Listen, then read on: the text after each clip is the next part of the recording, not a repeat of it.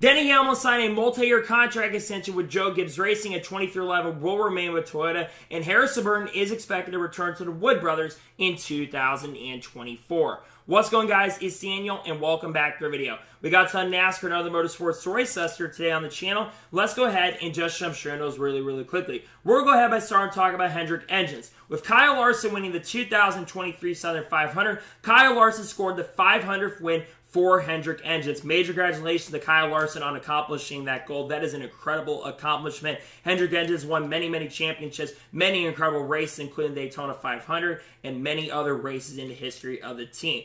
Nonetheless, massive congratulations to Hendrick Engines on accomplishing a really incredible goal. And now we're going ahead and jump on to the next story of today's episode as we're talking about Kyle Busch. As I kind of talked about this on the channel on Monday, but it's officially confirmed in the entry list that Kyle Busch has a new sponsor. His new sponsor is going to be called Casey's General Store. Casey's General Store is a company that's based here, and it's a major gas station chain that is based in Missouri. They are all across the Missouri area, and it's really amazing to see it. And I've seen the paint scheme. It looks really incredible. It looks absolutely amazing, and I love the fact that we are going to see that paint scheme this weekend at Kansas. Kyle Busch had a lot of really cool sponsorships this year in 2023. He's obviously had companies like Morgan & Morgan are going to be jumping on a multi-year deal, and other companies working with him throughout the year as well. So nonetheless, really exciting, really awesome stuff, and glad to see that Kyle Busch does officially have a new sponsor. Really awesome stuff.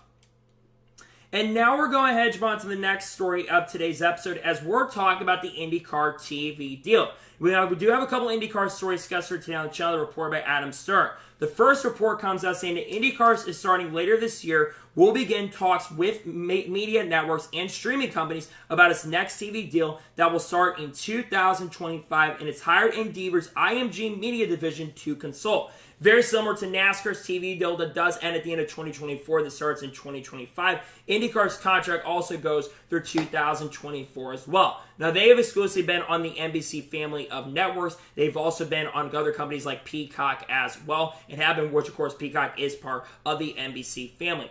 A big question revolving around IndyCar's TV deal, are they going to have more races on Peacock going into 2025? Because I would assume at this point, going into IndyCar's TV deal, I would imagine NBC still wants pretty much full control of the season. Or could they move to a different network perhaps? Maybe to the CW, like the Xfinity Series. We know that the CW is increasing their sports presence. Maybe they can move maybe to Fox somehow. Maybe other companies would be willing to work with them going forward in the future. Maybe somehow ESPN maybe wants to work with IndyCar once again. But I think it's going to be very interesting to see what happens when it comes to the upcoming IndyCar TV deal. I think it's going to be interesting. I think it's going to be very exciting to see what happens to IndyCar's TV deal. My hope, though, is that they can find a way to bring streaming presence into play. We'll see what happens, though, but nonetheless, glad to see that IndyCar is having conversations about their upcoming TV deal.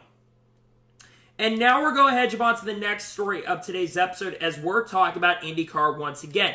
As in that same day, it was reported yesterday by Adam Stern that IndyCar says, and Mark Miles, CEO of IndyCar, says that based off current interest, he can imagine an international race in Latin America, probably Argentina, next year at the end of the calendar year. He also mentions that there's a potential possibility that we could be racing in the East Coast, and there's been some people and promoters talking about maybe having a race on the East Coast for IndyCar next year as well. It's no secret that a lot of sports are looking to go and expand globally. NASCAR is having conversations, we'll talk about that later in this episode, about expanding internationally into the future as well. And they're talking about maybe going to Europe in the future. We've obviously seen other sports and companies expanding globally. You've got the NBA has been expanding to China. You've got the NFL has been expanding to Mexico, and also to England and France and other countries over there in Europe. We're seeing a lot of sports expanding globally. And IndyCar used to be a pretty global sport. Granted, they do have a race in Toronto, but I'm very intrigued to see what's going to happen with the upcoming IndyCar schedule. And it would be an exhibition event. It doesn't sound like it would be a points paint event.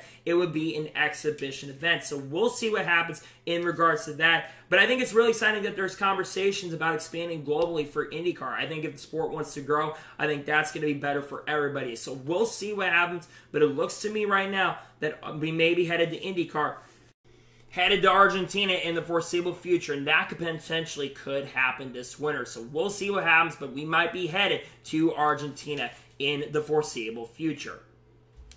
And now we're going ahead and jump on to the next story of today's episode as we're talking about Andretti Autosport. As it was announced yesterday that Andretti Autosport looks to be having a rebrand. And it looks like they will be rebranding to Andretti Global. Now, they've been known as Andretti Autosport for many, many years. I believe since like 2009 or 2010. But a big reason why they're rebranding across not just basically their IndyCar brands, but all their other motorsports is because, of course, Andretti is trying to get to Formula One. Obviously, that is going to be the name of the Formula One team that they're trying to get into, but they're having a really difficult time getting into Formula One because a lot of people in the F1 paddock are having a really, really difficult time approving them for some reason, which I don't understand. But I think it's a good decision to rebrand, not just have Andretti Autosport and have Andretti Global. It makes more sense to basically have everything kind of named the same and not just have everything kind of separate. I do like this rebrand a lot. Obviously, they're looking to expand into NASCAR as well. They're having conversations with teams, including Spire Motorsports. Obviously, Gamebridge has a big partner of the Andretti Global organization. I think it's really cool that they are changing up their name, and I do like the new Andretti Global name. I think it is awesome. I think it's incredible, and I do love the Andretti Global name. And now we're going ahead and jump on to the next story of today's episode as we're talking about Stephen Malazzi. As it was announced yesterday that Steve Malazzi is going to drive the 22 for AM Racing next weekend at Bristol. What's really cool about this partnership is he will have Outback Steakhouse as a sponsor. This is a really, really cool story. Back earlier this year in 2023, we kind of found out that he has been working as a server out at Outback Steakhouse. And he's been wanting to have a really cool opportunity for them to maybe be on one of his trucks or one of his Xfinity cars if he got the shot and opportunity. And this has been something that's been worked on behind the scenes for a very, very long time. I think this is a really, really cool opportunity for Steve Malazzi. He's made select starts in the NASCAR Truck Series in the past and also made a couple starts, I think, in the Xfinity Series as well. I really hope he can do a really, really good job with the opportunity. I think that this truck does have enough owner's points to make the show. So hopefully he can do a really, really exciting and really good job with the AM Racing team next weekend at Bristol. This is a really awesome, really exciting, and great opportunity for him.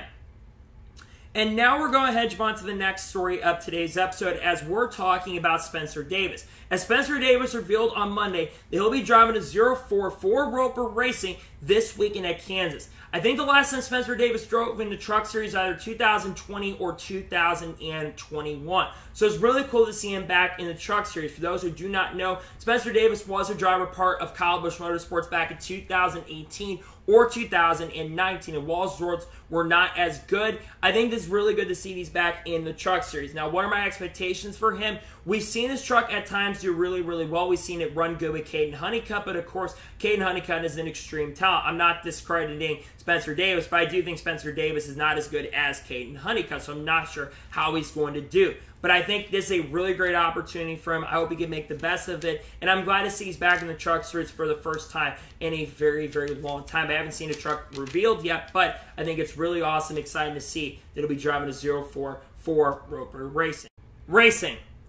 And now we're going ahead and jump on to the next story of today's episode as we're talking about the Milwaukee Mile. Now, over the last couple months, there's been some talk and indication about the potential possibility of the Milwaukee Mile returning to the IndyCar schedule in 2024. Well, it sounds like it's not officially confirmed yet, but according to Adam Stern, the Milwaukee Mile is likely going to be returning to the IndyCar schedule in 2024. The Milwaukee Mile has not been on the IndyCar schedule since the 2015 season. If I remember correctly, Sebastian Bourdais was the winner of that event.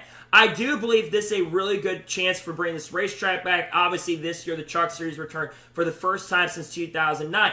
And a lot of IndyCar fans have been craving for more ovals to be on the schedule. And this is one racetrack that I've been wanting to be back on the IndyCar schedule for a very, very long time. And I think it will happen in 2024. And as I mentioned, while Mark Miles did not confirm it, sounds more than likely that it's going to be coming back in 2024. And honestly, I'm really, really excited about this. I've been wanting more ovals on the IndyCar schedule for a very, very long time. Because while I do have a lot of road course and a lot of street courses right now on the IndyCar schedule, you do have a lack of ovals currently at the moment. And a lot of fans, like I said, have been craving to have more ovals on the IndyCar schedule. So while it has not been announced on the schedule, it's probably a few weeks from likely being announced for IndyCar, it's really cool and exciting to see that more than likely Milwaukee is going to to be added to the schedule, and I cannot wait for that at this point. I think it's really exciting and really awesome stuff.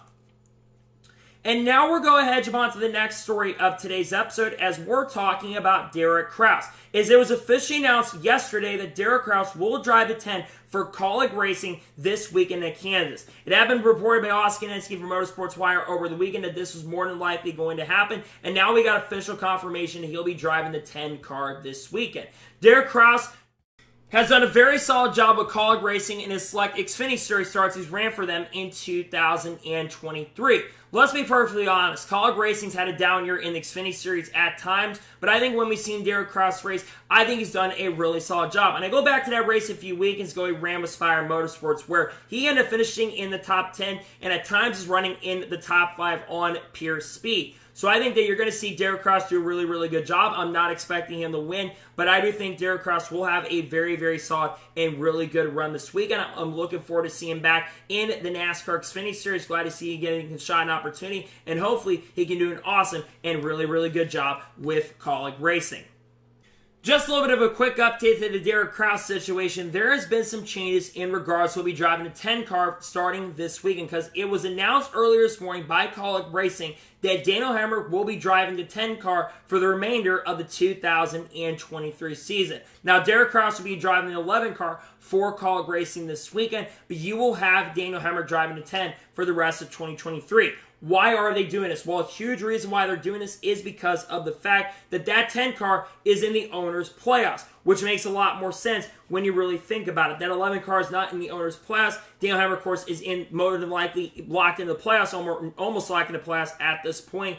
But it makes a lot more sense why they decided to go ahead and put Daniel Hemric in the 10 car this weekend and for the rest of 2023 instead of the 11 car. I think it makes a lot of sense, and I think it's a good move from Kaulig Racing for the owner's point situation. So Derek Kraus will actually be in the 11 car instead of the 10 car this weekend. And now we're going ahead and jump on to the next story of today's episode as we're talking about Carson Quaffle. As it was announced last night that Carson Quaffle will make his Truck Series debut at Bristol, driving a number 7 for Spire Motorsports. For those who do not know who Carson Quaffle is the son of Travis Quaffle, who won the 2003 NASCAR Craftsman Truck Series Championship. Carson Quaffle also has been competing in the late model scene, and he's won some Cars late model races and Cars Pro late stock model races. Carson Quaffle is someone who's coming up through the ranks and also drives for Junior Motorsports in the Cars late model tour. I truly think that Carson Quaffle is going to impress a lot of people. I think he's one of the most incredible talents coming up through the ranks currently at the moment, and I think that he will do a really awesome and really, really good job. Now, what are my expectations for Carson Quaffle in his debut? I do think Carson Quaffle is not going to win, but we've seen the 7 truck be capable of winning races with guys like Kyle Larson and William Byron. We've all seen drivers like Corey LaJoie, Roger Carruth. We've all seen Derek Kraus, and even Lane Race get a shot and opportunity to drive the 7, and also Marco Andretti has driven as well. Carson, obviously, a lot of talk about his future. Some people in rumbling he could be in the Xfinity Series next year in 2024. But I think, nonetheless, is a very awesome, a really exciting, and a great opportunity for Carson Quaffle. Glad to see he's going to get his debut. I think he could honestly get a top 5 in his debut. He could win, but I'm not expecting him to win, but he could potentially win in his debut. So, nonetheless, really excited about this. Glad to see him making his debut with Spire Motorsports in the Truck Series. This truck's very competitive, and hopefully he has a really great chance and really great opportunity to take the victory. And now we're going ahead and jump on to the next story of today's episode as we're going to go ahead and talk about Felix Rosenqvist. As it was officially announced yesterday morning, and it had been reported in rumors, but it's officially confirmed yesterday that Felix Rosenqvist will be joining Meyer Shank Racing in 2024. And according to the deal, it is a multi-year deal. This also confirms Simon Pagenaud will not be returning to Meyer Shank Racing in 2024. And honestly, I am really, really disappointed for Simon Pagenaud. Obviously, Simon looks like has not been medically cleared and won't be returning in 2023. I really hope that Simon can get his health together and can return to IndyCar in the foreseeable future. But talking about this opportunity, obviously Felix Rosenqvist, a really, really great driver. I think he's been kind of underrated this year in IndyCar the last couple of years. Yes, he has not won a race since 2019 at Road America, but I think Felix Rosenqvist has shown a lot of competitive speed, whether it's been with Chip Ganassi Racing or with Arrow McLaren. Now, what are my expectations for Felix Rosenqvist going into 2024? I think Felix Rosenqvist will have a solid year with Meyer-Shank Racing. They're still a team that's kind of on the up and up. Obviously, they've got Tom Blomqvist coming on a full-time basis as well. But going back and talking about Felix, I think that Felix will have a pretty solid year and probably will have a chance to maybe compete for wins, especially on the ovals. Now, another big question does revolve around who will take over his ride for 2024. Some people believe that David Malukas might be taking over his ride at Arrow McLaren. David Malukas, of course, will not be returning to Dale Coyne Racing in the 2024 season. And let's be honest, David Malukas has done a really, really good job with Dale Coyne Racing. I think Dave Malukas going to Arrow McLaren will be a major, major step up for him going into 2024. I think he will become a legitimate championship contender. Obviously, of course, have to be guys like his teammate Pato O'Ward. Obviously, have to be guys like Alex Poe, just picked up his second IndyCar championship, and then, of course, also Scott Dixon, who just wants to win his 7th championship, who currently has 6 championships in IndyCar. But I think Dave Malukas will be up for the challenge, and I think he'll be a championship threat. Going back to Felix Rosenqvist, I think, like I said, this is a really awesome and great opportunity for him, and nonetheless, really exciting stuff to see that he's going to be returning and going to Meyer-Shank Racing. It's great for him, and probably will also get to run in their sports car program as well, and probably have a chance and opportunity to win some sports car races as well. So nonetheless, really exciting to see and glad to see if Felix Rosenqvist is driving for Meyer-Shank Racing in 2024. And now we're going ahead and jump on to the next story of today's episode as we're talking about the Chicago Street Course. Now, there's been a lot of talk and conversation about whether the Chicago Street Course was going to be returning in 2024 or not. Well, yesterday there was a tweet that was brought up by the Chicago Street Course account saying, prepare your tickets and put yourself on the wait list. This kind of tells me there's a really great chance and a really great possibility that the Chicago Street Course could more than likely be returning in 2024. Now, you do have to remember that they do have until, I believe, January 1st or January 7th to basically kind of break the contract deal, because they have until 180 days prior to break the contract deal. They've been going around doing polls. They said it's been kind of a little bit biased with some of the polls that have come out. If you want my personal opinion, I really hope that the Chicago Street Course does make a return in 2024. Look, I was against it at first, but I feel like the Cup Series race really salvaged a weekend. And I feel like this city deserves another year to have an opportunity to see this race without weather coming into play. Unfortunately, a lot of this event was affected by weather. They canceled all the concerts that were supposed to happen in basically that park. They canceled the Chainsmokers concert. And, of course, the Xfinity Series race didn't even really get to halfway, but they had to call the race a little bit sooner. But then it ended off with a really, really great ending to the race with Shane Van Gisbergen picking up his first career victory. I think there's a lot of people now who have become fans of street racing. I thought Chicago Street Course race, at least the Cup race, was genuinely very, very good and really, really solid racing, especially with the rain tires that they had on. So I really do hope that this event does come back in 2024. Will it come back in 2024? I think it's kind of 50-50 or 60-40. I think more than likely it is going to come back.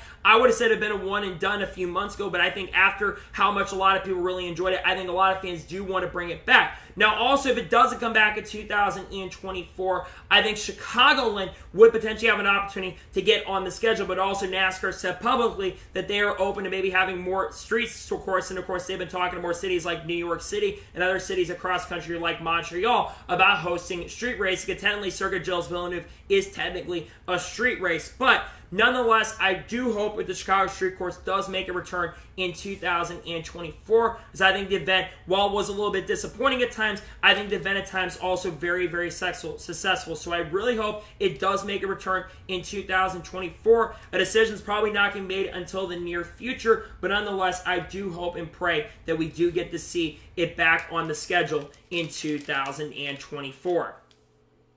And now we're going ahead and jump on to the next story of today's episode as we're talking about Stewart-Haas Racing. Now, we're going to talk about some of those 4 rumors here later in this episode, but let's talk about Stewart-Haas Racing just a little bit. So there's still some rumors about the future and uncertainty of Stewart-Haas Racing. Obviously, Josh Berry is returning to is going to the 4 car, taking over Kevin Harvick in 2024, and Chase Briscoe in the offseason signed a multi-year deal with Stewart-Haas Racing. But there's a lot of questions and rumors about what's going to happen with the rest of Stewart-Haas Racing.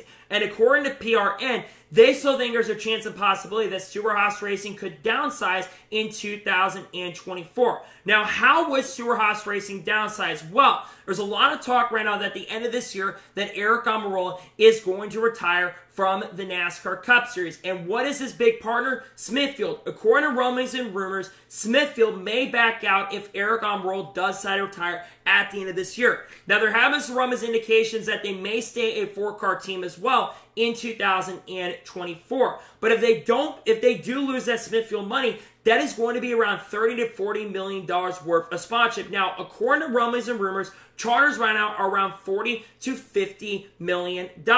And they would be willing, with how bad Stewart-Haas Racing has been, they might be willing to go ahead and say, hey, you know what, we've been struggling here in the NASCAR Cup Series the last years, because let's be honest, when you look at the totem pole for basically 4 teams right now, you've got RFK that's at the top, you've got Penske that's second right now, and you've got Front Row in third. I think it's really close between Front Row and Stewart-Haas, who's third, but you know that Ford, they are a key partner.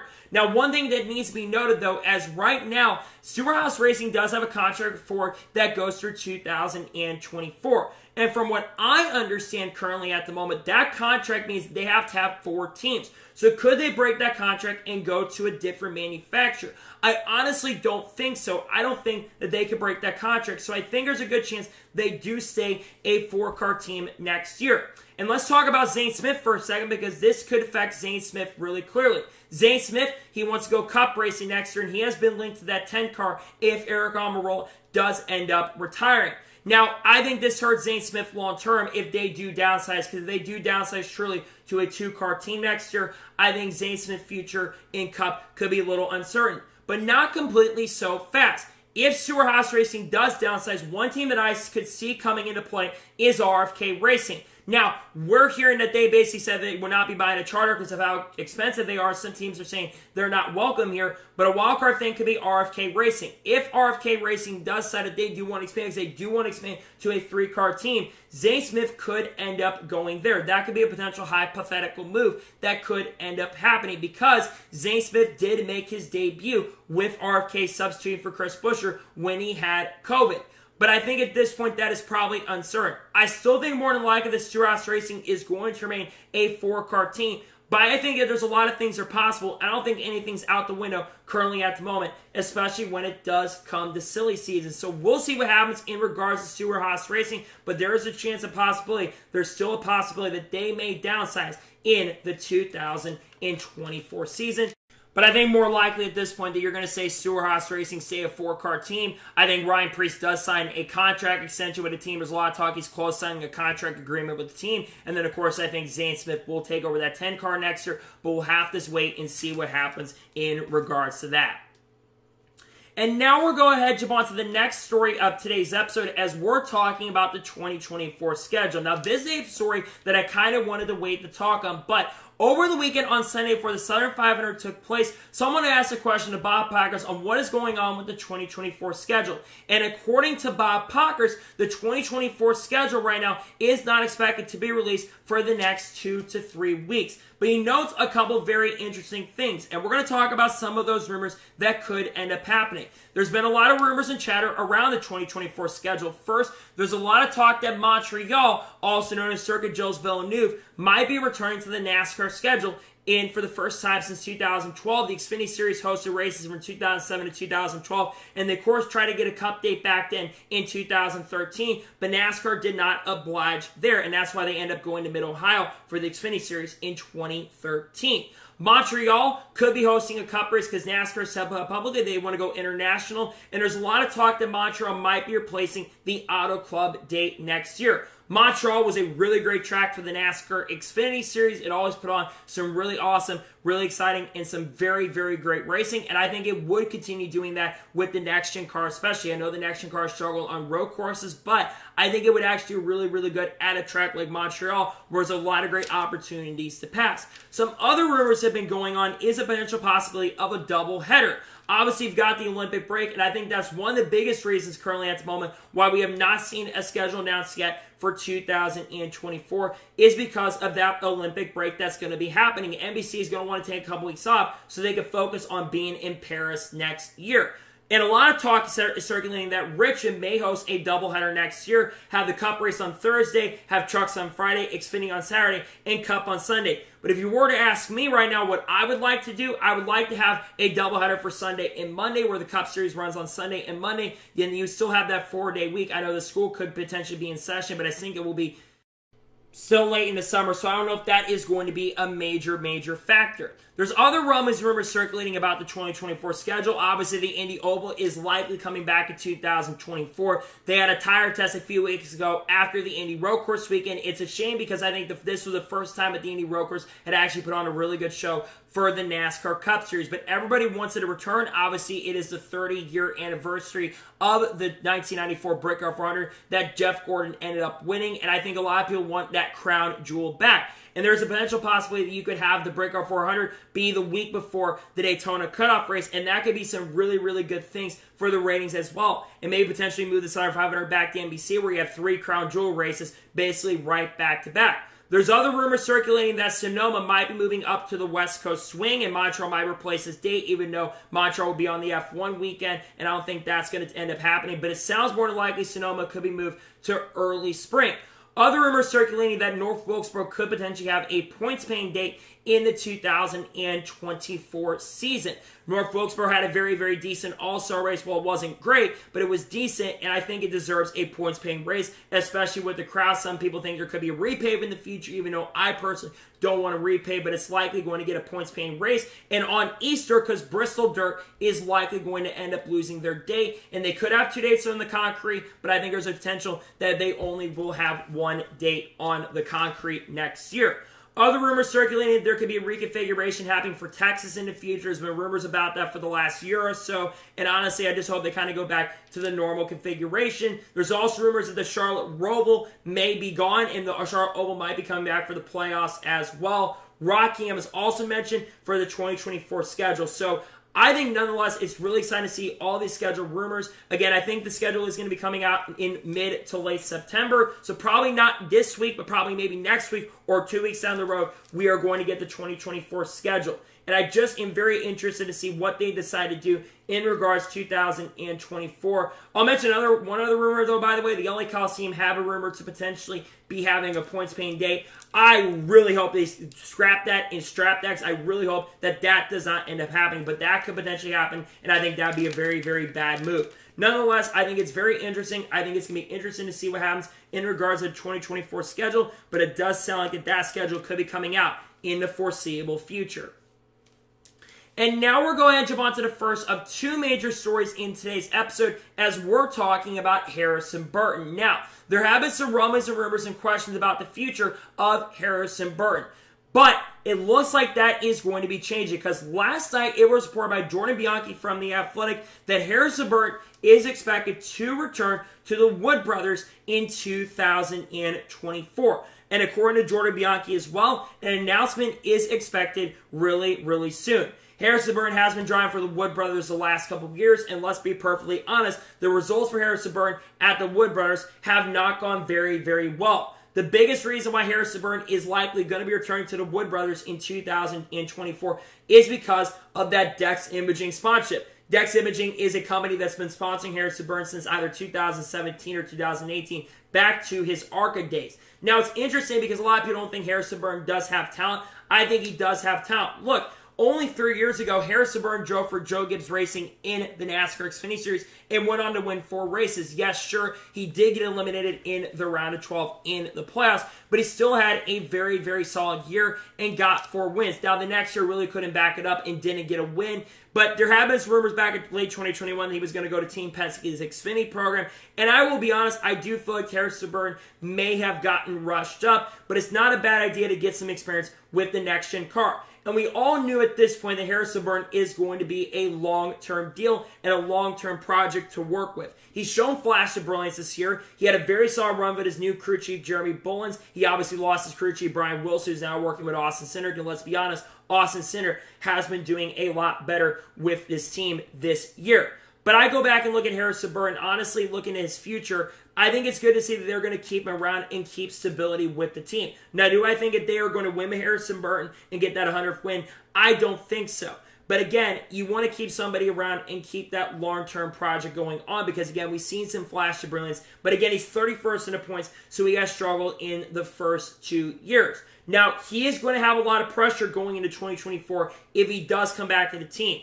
He's going to be expected to run a lot better because, like I said, in year 2, he has a worse average finish this year. He doesn't have a single top 5. Last year, he had 1 or 2 top 5s. He has not scored 1 this year. He's only had 1 or 2 top 10s in 2023. But like I said, he had that really impressive race at Darlington and might have had a top 10 in the Star 500 this past weekend had things gone right for him. But he's still a very young driver. Remember, Harrison Burton, I think he's 22 and will turn 23 at the end of this year. So Harrison Burton is still a relatively young driver. So I do think that it's going to take some time for him to get used to the car. Now, going into next year, like I said, my expectations is that I do think that Harrison Burton is going to improve in the 2024 year. Hopefully, I think that the crew chief change will help. Jerry Bullins is a very, very good crew chief, in my opinion. I know people would disagree with me on that, but I think Jerry Bullins is really going to help Harrison Burton. I think the goal for the rest of the year is to build on the rest of 2023. Try to get maybe a couple top 10s in a year, a couple top 15s.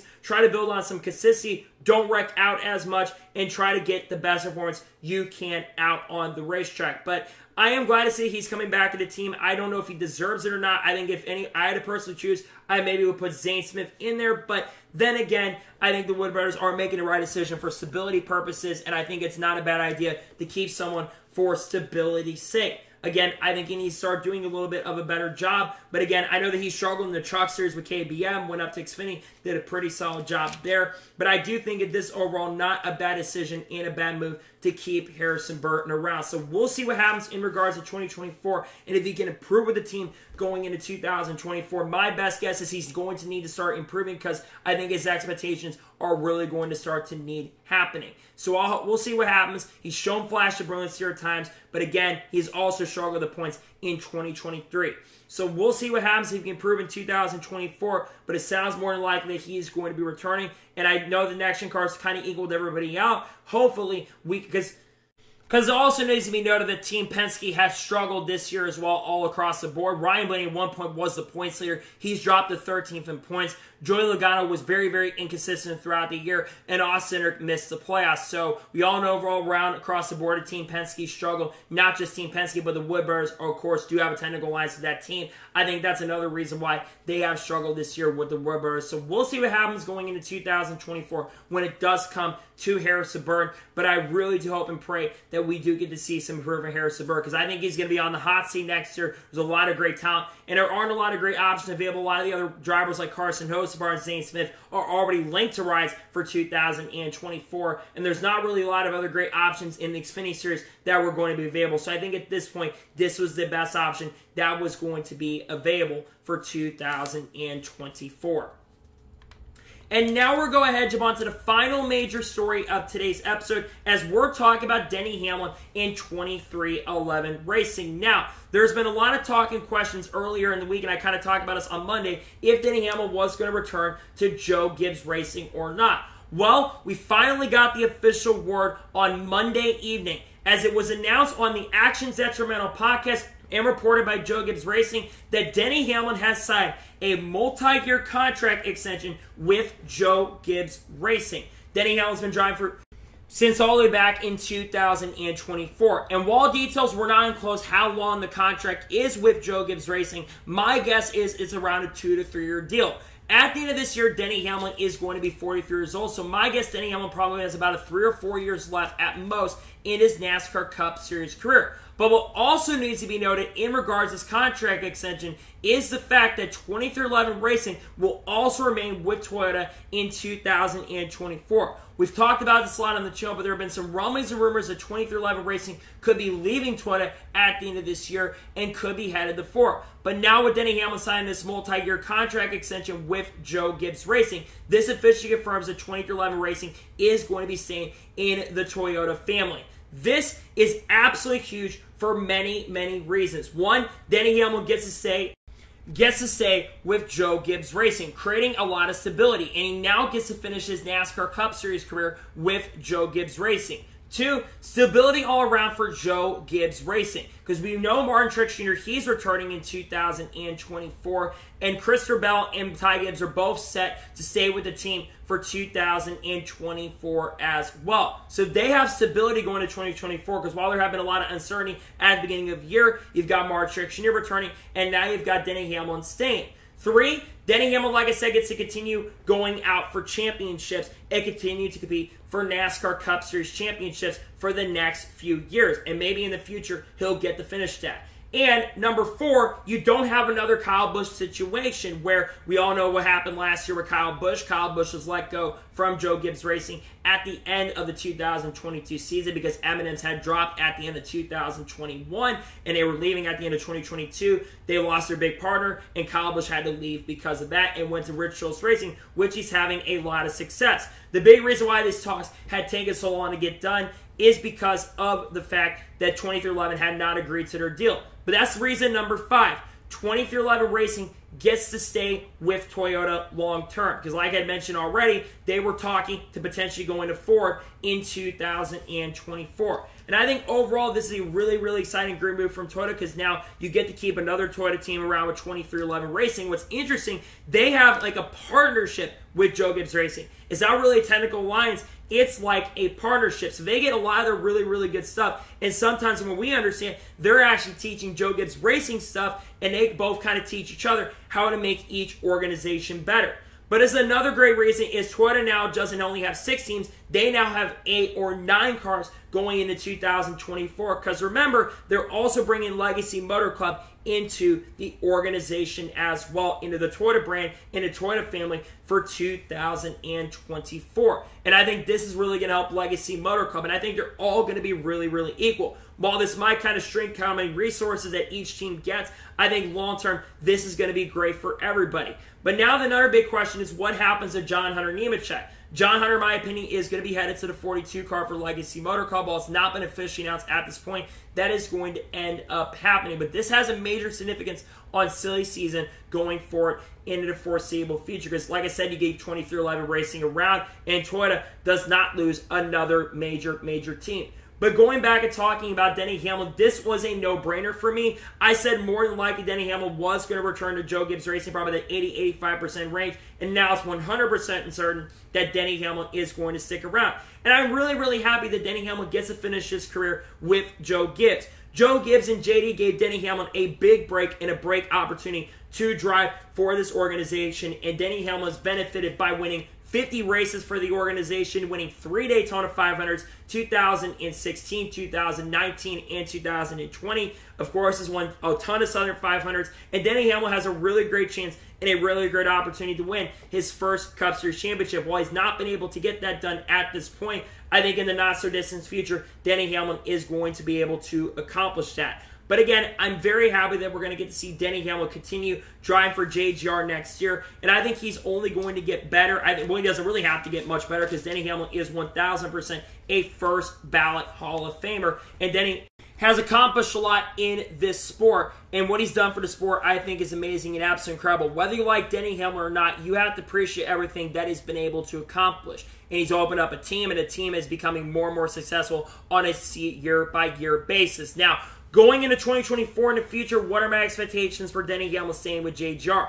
Well, the goal for Denny Hamlin going next year is if he doesn't win a championship this year, go out and win a championship in 2024 and continue toward your goal of trying to win as many races as possible and continue to build your legacy and continue helping also let 23XI Racing grow and develop, because Denny Hamlin has stated publicly that he wants 23XI Racing to become a championship team in 5 years. And they're getting closer and closer to that. Obviously, they've still got issues with their picker they do need to resolve, but they can now do that with Toyota for the rest of their time. Inevitably, in the future, Denny Hamlin is going to retire, of course, but I think it is very exciting to see that Denny Hamlin is going to be returning to Joe Gibbs Racing next year in 2024 and beyond. And I'm glad that we don't have another Kyle Busch situation like last year where he had to leave and go to another team or go to his own organization and buy up a charter for a team like Stewart-Haas Racing in the Ford camp. I'm really excited about this. I'm glad that's been figured out and glad to see that Denny Hamlin is going to be returning to this team in 2024 and looks to build on a great career in NASCAR and continue doing what he's already done in the sport, which has accomplished a lot. I'm glad nonetheless to see that Denny Hamlin is returning to JGR in the 2024 season. I think it's great for all parties involved and great for Toyota that they're keeping 23XI Racing around as well. So I think it's great for that team. They get to stay in the Toyota family. So, that is for today's NASCAR news and motorsports news video. I want to thank you guys for watching. Please like, subscribe to the channel, notifications on so you know if I win a video does go live on my channel. Follow me on Twitter, Facebook, and Instagram, and support my Patreon as well. Links to below that, and comment your thoughts below on today's episode. What are your thoughts about Denny Hamlin and 23XI staying with Toyota? Let me know your thoughts in the comments below. And what are your thoughts about Harrison Burton returning to the Wood Brothers in 2024? Let me know your thoughts in the comments below. Tomorrow on the channel, we'll have race picks for the next race at Kansas. And then, of course, Friday, we'll have a NASCAR news video, more than likely, along with the Truck Series race review from Kansas. Xfinity race review from Kansas will be on Saturday. And, of course, the Cup Series race review from Kansas on Sunday. So anyways, like I said, I want to thank you guys for watching today's episode, and I'll see you guys next time for more great, awesome NASCAR content and other motorsports content on the channel like this. Take care, everybody.